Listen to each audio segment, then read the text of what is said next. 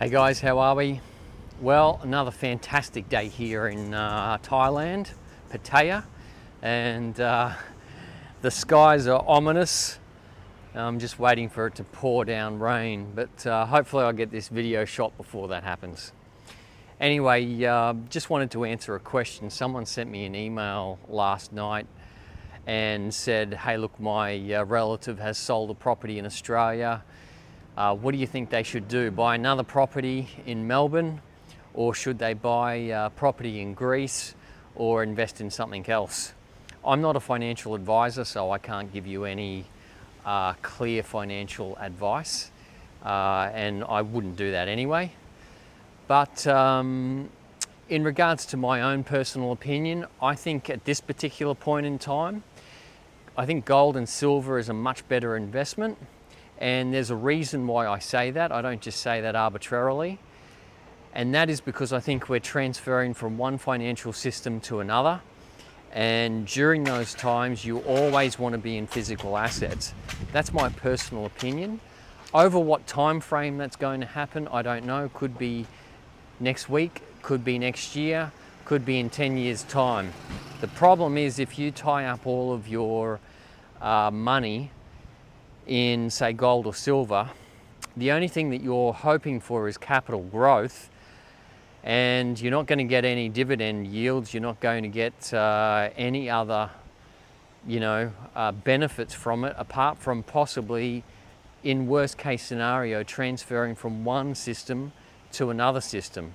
Now, the reason why I say that, and let me go back to all the way back to Bretton Woods, the Bretton Woods Summit of about 1945, I think it was, with Dexter White, who was the then treasurer, I think, of the United States. The United States had entered the war, Second World War, very late, and that meant that they could produce a lot of goods and services and materials for the Allied forces in exchange for gold and silver. So by the end of the war, they had the majority of the gold and silver reserves in the world, so they could basically dictate at the Bretton Woods Summit in 1945 that the US currency would be the global reserve currency. So that basically meant that every other nation in the world would have to use their currency to trade for goods and services. So fast forward to about the 1966, what was happening at that particular point in time was that you could buy gold in the US for $33 an ounce and then go sell that in the UK for, I think it was £40 sterling. This is called arbitrage. And arbitrage is when you can buy an asset in one economy and then go to another economy and sell it for more than what you bought it for. So, and that's what every finance guy is looking for, is arbitrage. So you fast forward to 1966 and you get I think he was a Belgian economist, don't quote me on that, but his name was Triffin. Triffin basically came up with a thing called the Triffin effect. And basically what that meant was that for a domestic currency to be used as an international trading currency, they had to print more than what was required domestically. That meant that there was inflation. And that's why gold was still pegged at 33 US dollars per ounce, but the US dollars weren't worth as much, right? So fast forward to 1971, I think it was the 15th of April, don't quote me on that either, and Kissinger, I think it was, basically teed up an agreement with the Saudis. I think it was King Fayed. Yeah, don't quote me on that. But anyway, they made an agreement for the petrodollar. Basically what this meant, the Saudis would agree to buy and sell all of their oil in US dollars. In exchange, they would, with the excess that they got from the oil sales, they would buy US Treasury bonds, which meant there was always a demand for US dollars, which meant that the inflation was suppressed. but they would defend Saudi Arabia. So they would basically be Saudi Arabia's security guard in a very hostile part of the world. So that brings us to present day, and then you get into the thing with the BRICS nations. So Brazil, Russia, India, China, South Africa. And now it looks like there's an agreement for Iran and Saudi Arabia to come into the fold. Now that last one is actually very, very important, because Saudi Arabia, as I just said, had an agreement with the US with the petrodollar. So if there's no longer any demand for US dollars, a lot of those US dollars are going to be sent back to the US. That is going to cause inflation.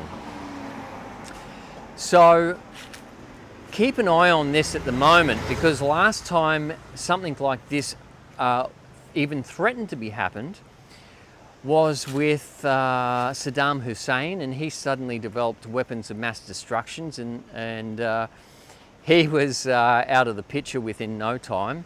And the second guy to do that was Colonel Gaddafi, who wanted to basically set up a gold-backed African Union currency that would trade all of Africa's resources, including oil, in that African currency. And within no time at all, America went in, and in the famous words of Hillary Clinton, we came, he saw, and he died. And my personal opinion is that we're heading in for a war very, very quickly, particularly as the US currency, at the moment, it's appreciating because everyone is wanting to find some sort of safe haven. Keep an eye on the euro though, because the euro is heading into parity with the US dollar. That is a warning sign, and it's one of the triggers that we're looking for. When the euro hits parity with the US dollar, there are major problems about to occur. So that's what I mean when I say I think we're about to transfer from one global system into a new global system. So please keep that in mind. As I said, I'm not a financial advisor, and I don't want to be. And I certainly don't want to be responsible and have someone in 3, 4, 10 years time saying, man, I followed your advice and you screwed me. Because that's not my intention at all. But what I want to do is give you pointers so that you get in there, do your own research, and come to your own conclusion, because ultimately that is the name of the game. That's the best outcome at all. You end up learning and gaining wisdom, and you learn to make your own decisions. So anyway guys, if you have found this to be enlightening, please think about subscribing to the channel. Well, don't think about it, just hit that subscribe button, and go to the Overseas Exiles Facebook group, sign up, become a participant, a member of the exclusive Overseas Exiles Club on Facebook, and go to the Overseas Exiles website and subscribe. That would help me out. And anyway guys, going to leave that there. Thanks so much for watching. I think the storm's really about to hit. I can feel a few water droplets hitting me. So anyway guys, stay safe, and I hope that that helps you out and gives you a bit of an insight as to what I think is happening at the moment with the global system. Just be very, very forewarned is forearmed. This thing is going to happen very quickly when it does happen. All right guys, I'm going to love yous and leave yous. Bye. See you soon.